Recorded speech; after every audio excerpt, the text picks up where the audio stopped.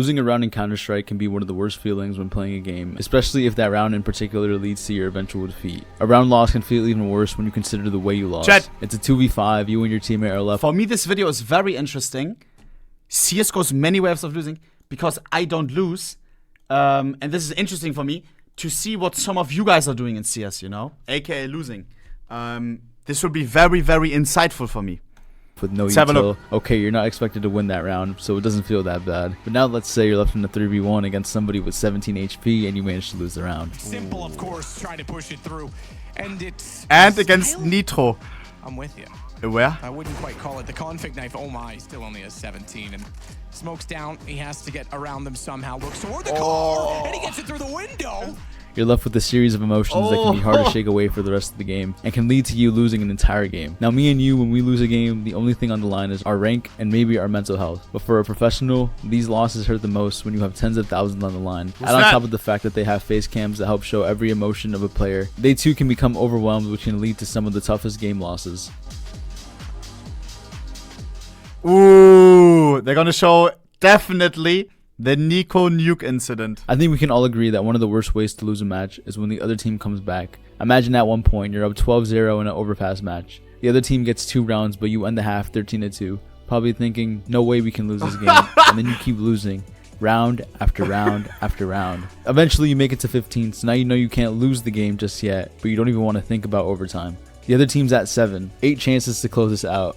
As you can probably tell already by the footage, this is exactly what happened to Team Vitality in the quarterfinals of IEM Katowice 2023. Team Liquid were able to pull off a near impossible comeback, winning 19-17 in overtime. Around here, Apex, first contact, bomb gets away from them. Oh my god.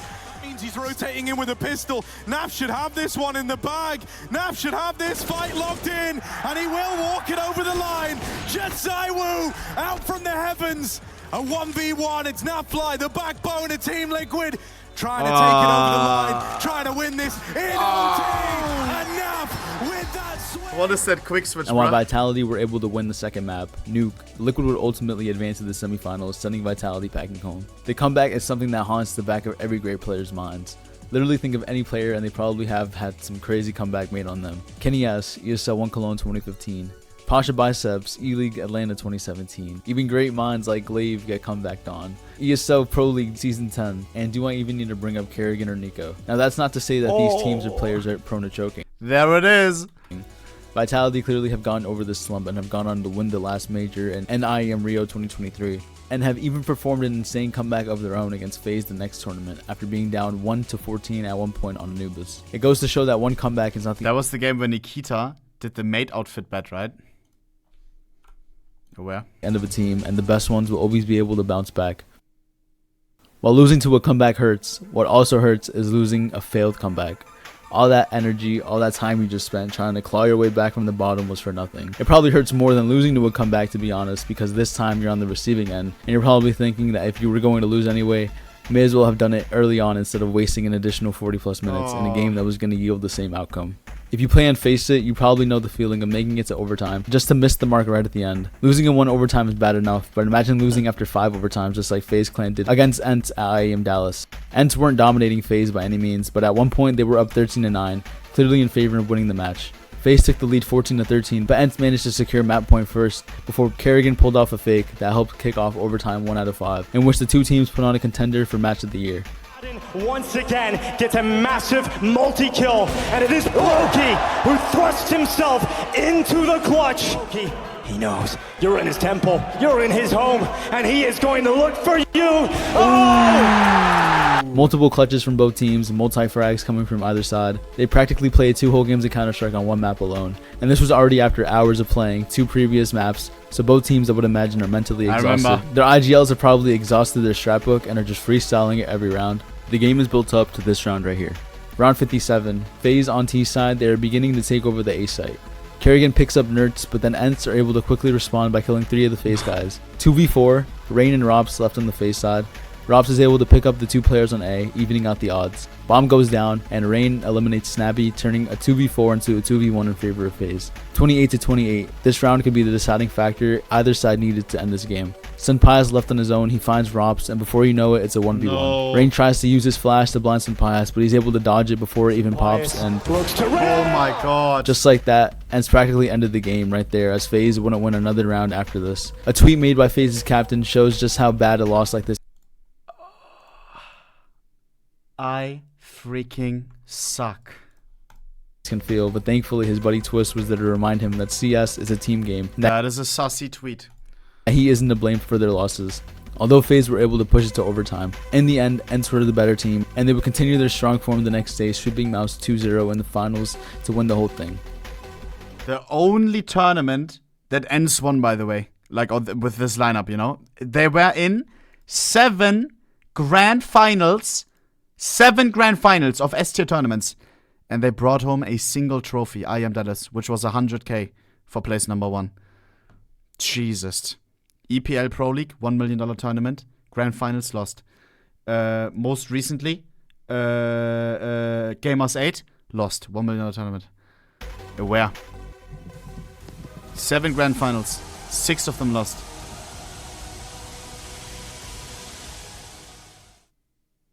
Losing a round to a full eco can be one of the most tilt-inducing ways to lose a round in my opinion, because on paper, you should never be losing full ecos. Cologne. Pistols against AKs, Glocks against Ops, and a full team of utility. You can't lose this round. Fires off Surely the shot, not. and it's actually missed his second Oh, as well, so no. they are running him down. Boys? Yeah, Roy. Oh, wow. No, they get a no. plant. They get a plant. Not just that. They have an orb. They have the Yeah, sight. Crucial could actually hit one more. Oh my god, he has! And Fnatic, they lose it! It slips through their fingers. It was supposed to be 15. And instead, into the breach, pull off a miracle. That is ridiculous. You hear it by the casters' reactions. They themselves are even stunned that Fnatic lost, which should have been an easy lineup down banana. While Fnatic won the map, Into the Breach would respond by going on to beat them on the next 2 and becoming the first UK team to ever make the playoffs of a major. Their eco loss may not have contributed to the overall game, but being able to win rounds like that gave Into the Breach the confidence needed to eliminate Fnatic. Let's look at another example. Big vs FaZe clan at the ESL 1 Cologne 2018 semifinals. FaZe were still using Chroman as a stand-in, and after just winning Belo Horizonte the month prior, on paper it looked as though FaZe were going to have an easy matchup as compared to Big. FaZe were just the better team, but Big fought hard, sending map 1 into overtime. They lost 19-17 on Dust 2 before That was the Buckland tournament, or? beating them out 16-13 on Train. Inferno is now to the deciding map, and after 2 close matches, No. you expect another one to close out the series. But no, Big run them down in front of a home crowd, finishing the game 16-6. They picked up a full eco win of the 3rd round. 6. Next finds the first. He's following it up. He's pushed back through, and now Smooya trades off. But don't get carried away just yet. It's still a 2 versus 2, and Chroman controls the situation. FaZe should be able to control it. 1v2. Especially with God being no armor. Just to see Zed. My god, did that get chaotic. No there. shot. Full defeat, and Godby can still win this one. He's got the UMP now, Matt. This should be absolutely Oh absurd. my He's got the God. Deacon. He has the advantage here as he encroaches on Chroman's position. And you can just tell by the look on Nico's face how mad he is that they even lost the round. FaZe goes on to lose 5 rounds in a row and ends the half with only 3 rounds in the bag. Inferno for FaZe in 2018 was like their own personal hell of never being able to win on it. While Big fought their way into the grand finals, they unfortunately weren't able to win in Cologne, but the crowd still loved them regardless. Now, losing in front of a home crowd is something that a player like you and I won't get to experience, but for professionals, I would imagine losing in front of a crowd is one of the worst feelings that you can experience. It probably stings even more if you lose through a combination of what I've just mentioned. For any crowds, Team Liquid's constant L's in New York was just painful to watch. Still very much in the round. Oh, Chris! He's found 3. It's down to a 2-on-2. Chris, can he close this with an ace? my God. Oh my God! Chris, the Wolf of Wall Street gets it. I was at the 2016 event, and I remember watching them beat Fnatic to advance into the semis, just to lose against Navi after being up a map. 2017 rolls around and I'm back at the Barclays with my brother, and this time Liquid have made it to the finals. I don't even think I stood around the entire day, because Liquid was just getting bodied left and right. 12-0? Showed a little bit of fight on overpasses, but geez. Nico dropped one of his best ratings ever in this event, and even though Liquid managed to reach finals twice in playoffs, each time they came to New York, Liquid were never able to Bro, what is that jersey? Jesus. Plus wearing Spider-Man t-shirt. reach the finish line. By the time ESL even come back to New York, Liquid won't even be a majority NA team anymore, But at the very least, Evil Geniuses managed to win the last time Sonic! the event was held back in 2019. One of the worst home losses the game has seen yet has been both times at IEM Rio. Now, despite what you might think of the crowd, there's no denying the Brazilians have a... I saw that. But Simple gave one back. Oh my god, they're all doing it. Brazilians have a passion for the game. So when Furia were showing good form during the early stages of the major, it was almost like the stars were aligning for them during their run. They managed to make it to the playoffs 3-1, but in their way was the toughest challenge yet. Do it, Navi. Simple. While this wasn't the major winning lineup of the last year. This is where the legendary picture originated. I have to pull it up. Jamie, pull up Simple showing middle finger. Simple. They come back and Holy! That's the goat right there. Navi were still in good standing. Oh shit, bro! Simple looks so aware there. Simple was still doing what he needed to do. But when he was faced with an entire stadium up against him, Furia capitalized and managed to advance into the semis. Just wanted to sidetrack for a moment and showcase round 24 on the decider map in Mirage. A 4v4 post-plant situation on the A site quickly turned into a 2v1. Furia's player Safe manages to quickly pick off Electronic, and now he's in a 1v1 against Perfecto, one of the best riflers in the world. Oh god. Look at the scoreline. This round is important for both teams. If Navi wins, this gives them the perfect chance to come back to the game, as they would have crushed the momentum of Furia and the crowd. Let's watch what happens next. Another must-win round from the bottom performing player of Furia. Over the stairs. Oh god. After Perfecto kills Safe, you hear the heartbreak in the arena. You watch it in the crowd's face, but miraculously... And that's what he's known for. Oh no! Bro, that shit was crazy. He won the clutch, the bomb defuse was right there. I want more S-tier CS, bro.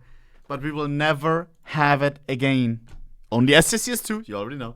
He didn't have a kit. A feeling I know we can all relate to. Losing We around... still got IM Dallas. We still got EPL. Those are CSGO's last biggest 2 tournaments. I'm ready. all because there just wasn't enough timer left on the clock.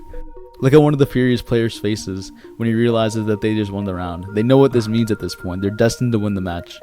But they were never destined to win the major. And Blast World Finals. Next day, Furia would be matched up against the Danish team Heroic, led by their charismatic and outgoing captain, Cadian.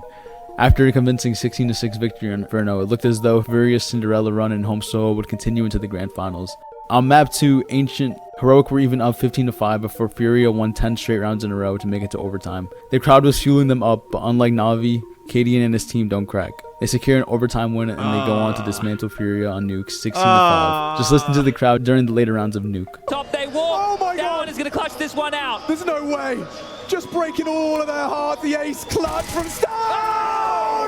That is superb. The superstar goes super. They're dead.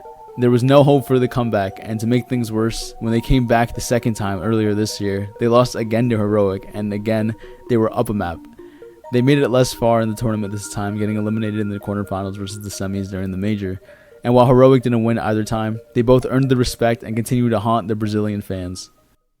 Let's talk about losing to just pure skill. I mean, there's nothing you can do against a Prime device, or a Prime Nico, or that random dude on the other team who's auto-muted and is...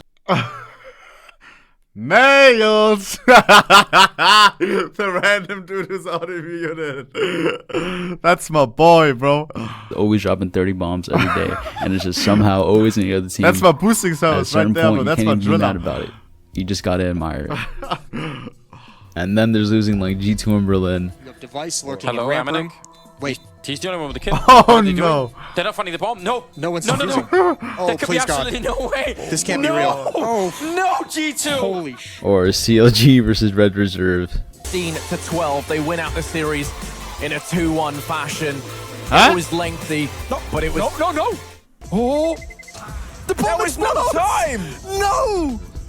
Or talking about Kerrigan earlier, the classic. The bomb pass can take 5 seconds alone. He's gonna go for it behind the fountain. Kerrigan just gonna charge him down. Oh, He's gonna miss quite a few pistol shots. Can he? Yes, he oh misses my! the kill. Kerrigan should not have put that. Oh my God! 1 HP. Crushes the round. There's so many emotions that come with winning and losing a Counter-Strike match. Oh Nobody likes my losing, but God. everybody loves the high of winning. The toughest losses make or break teams, and no matter who wins or loses, at the end of it, both teams are going to be back next tournament trying to see who can win it all. Much like us, where no matter how much we lose, we need to queue up for one last match because you can never end the night on an L. True. What? Bro, what is that ending? Nah, Gango. Bro, that hit me out of nowhere. Jump scare ending. Holy shit. Chat, what a video though, no? That was nice. That was nice. I enjoyed that. The Starkiller guy, up and coming. Peng! You already know. Hey, boys, leave him a sub right freaking now. Boom, I'll sub. Peng! You already know, bro. Jesus. That was nice. That was nice. Let's make him happy once again, bro. Or, like, you know, suck. If the last video had 55k, let's get this to 100k. Peng. Jesus, that was nice. That was very, very nice. Very, very nice. I enjoyed that. What? Blood streaming on Kick? Is he banned on Twitch? Where? What the hell? Why does he have his Kick linked?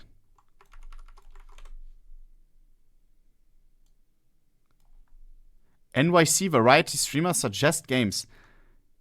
Oh my god. Why is he not streaming on Twitch?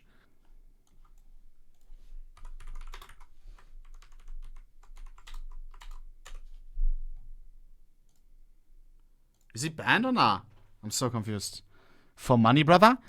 He'll make more on Twitch because more people will watch. Or I would think. I don't know. I don't know.